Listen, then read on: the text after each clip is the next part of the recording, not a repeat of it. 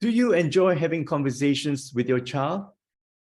Of course you do, except for the difficult ones about hot button issues, right?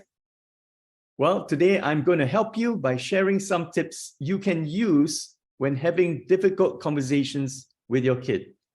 Hi, my name is Parcsen, family life coach with the Center for Fathering and the author of The Modern Day Dad. In this series of videos, I'll be sharing with you science-based parenting tips for toddlers to teens. Please subscribe to our channel and share this video with another parent. Do also check out our parenting programs on our website. And if you have any questions, please do not hesitate to reach out to me. 1 or 2 generations ago, the most difficult conversation a father had with his children was about the birds and the bees. Fathers blush at the mention of the male and female genitalia. Things have really changed since then. Today, the conversations fathers find difficult to have with their children are more contentious issues like same-sex marriage and gender identity. More recently, it has been about whether or not to repeal Section 377A of Singapore's Penal Code. Some fathers have been called homophobic by their kids for being against the repeal. Such attitudes from children are simply disrespectful. But it goes to show how passionate both sides feel about the subject. It also shows, perhaps, that we've lost the ability to listen to one another. I would like to share with you 4 things that you can do as you enter into a difficult conversation with your child. Firstly, have an open mind. Be willing to hear opposing opinions, even outrageous ones. A sure way to shut down a conversation before it ever gets started is to express judgment or condescension.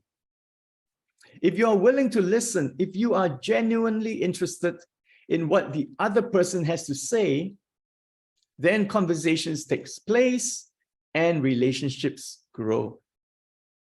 Secondly, listen to learn. That's right, learn. We're not too old to learn, are we?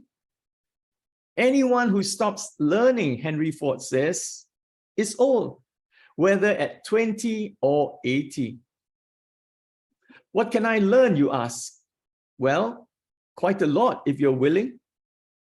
You already know what your child's opinion is, but do you know why he thinks that way, or why he feels so strongly about the matter? Thirdly, instead of questioning the validity of the other person's opinions or beliefs, ask questions and be curious. Genuinely try to understand your child's position. And finally, keep calm. It is possible for conversations to become emotionally charged when there are differing beliefs and opinions. But remember that every individual has worth, dignity, and the right to express an opinion, even if you do not agree with them. Don't take it personally. Instead, stay calm.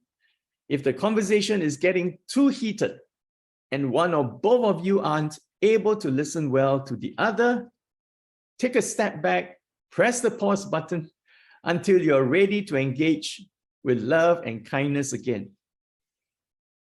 I know what you're thinking and asking. Is this going to change my child's mind and get him to see that I am right? The answer is maybe.